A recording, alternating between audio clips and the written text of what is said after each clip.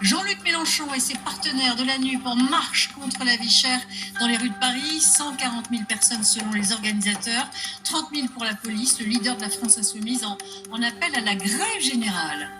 Le choc et l'incompréhension après le meurtre d'une adolescente dont le corps a été retrouvé dans une malle à Paris vendredi soir. 4 personnes sont toujours au garde à vue, dont la principale suspecte âgée de 24 ans, Nathalie Pérez, est en direct avec nous. À la une de ce 19-20, les nouveaux activistes du climat face à l'urgence climatique, ils dégonflent les pneus des SUV, éteignent les enseignes ou vandalisent des golfs. Ce mouvement parti du Royaume-Uni est en train de s'étendre. Et puis à la fin de ce journal, nous irons à Blériot-Plage, près de Calais, où un à un, les fameux chalets sont démontés. Les propriétaires ne cachent pas leur émotion après un très long combat devant la justice qu'ils ont perdu.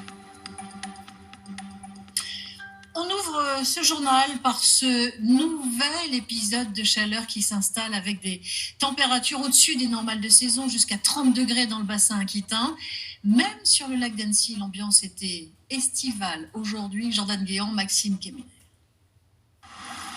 Comme un petit air d'été sur le lac d'Annecy, un répit estival pour profiter encore de la carte postale, ou plus simplement, taquiner le brochet. Joli dimanche, en famille, au début tout seul, tranquille. Et après, on ira en famille voir les animaux de la ferme. Le programme aujourd'hui, c'est balade au bord du lac. On voulait prendre des vélos, mais il n'y en a plus. Du coup, on fait une partie à pied. Puis après, on va jusqu'à Sévrier, je pense. Et puis si on trouve des vélos, on continue en vélo, quoi. Un dimanche plus sportif pour ces jeunes skippers. Mais si l'eau est plutôt bonne, le soleil radieux, l'optimisme, lui, semble étrangement en berne.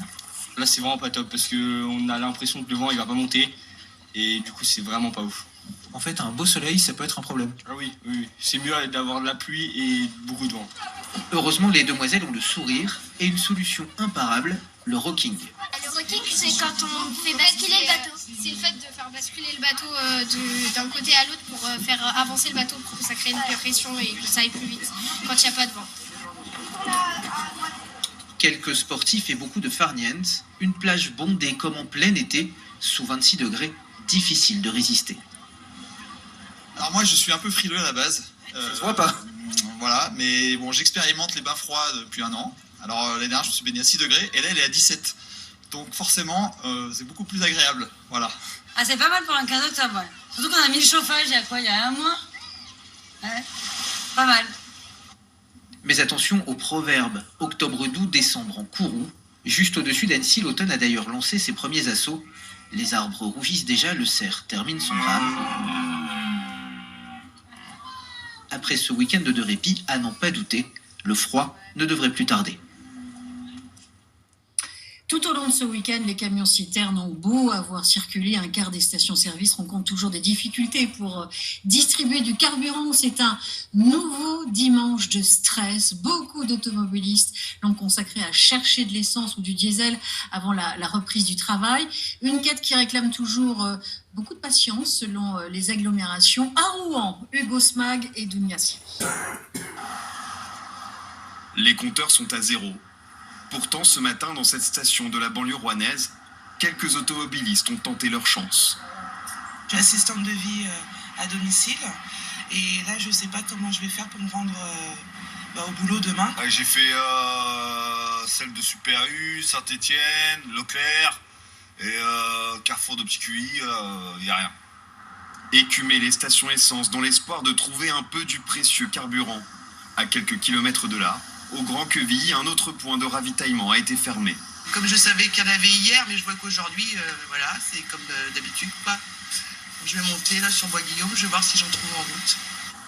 Des ruptures de stock qui hier encore concernaient un peu plus d'un quart des stations essence françaises. Mais depuis quelques jours, seul le gasoil semble revenir à la pompe, quitte à surprendre certains usagers. Il n'y a que du gasoil. J'ai encore un peu d'essence, donc ça devrait le faire. Mais bon, voilà, je me suis enflammée, c'est de votre faute, vous m'avez porté la poisse.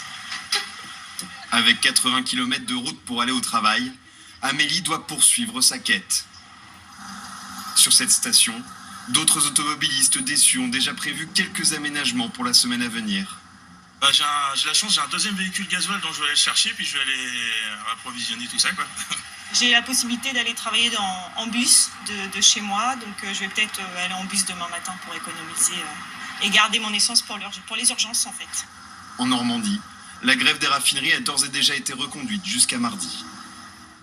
Et aujourd'hui encore, le gouvernement, par la voix de Gabriel Attal, comme le MEDEF, juge inacceptable le blocage dans les dépôts et raffineries de Total Énergie, alors que des accords majoritaires ont été trouvés pour revaloriser les salaires. Autre sujet sensible pour les Français à l'approche de l'hiver, le chauffage et des factures d'énergie en hausse qui risquent d'être de plus en plus difficiles à supporter.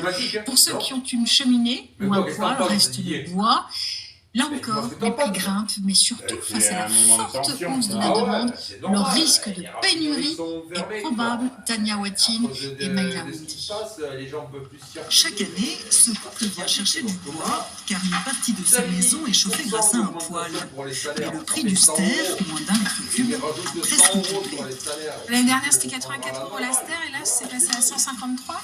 Mais oui, je pense que ça reviendra quand même moins cher que de mettre les radiateurs à fond. Un calcul partagé par tous les clients qui appellent à longueur de journée depuis le mois de septembre. Pour les délais de livraison, donc là on sera sur début décembre. Alors en 33, on a 53 €. À voir. Beaucoup de gens veulent se chauffer au bois cette année à cause de la flambée des prix de l'électricité. Donc du coup, tout le monde se rebat sur le bois et du coup, logiquement, le bois augmente.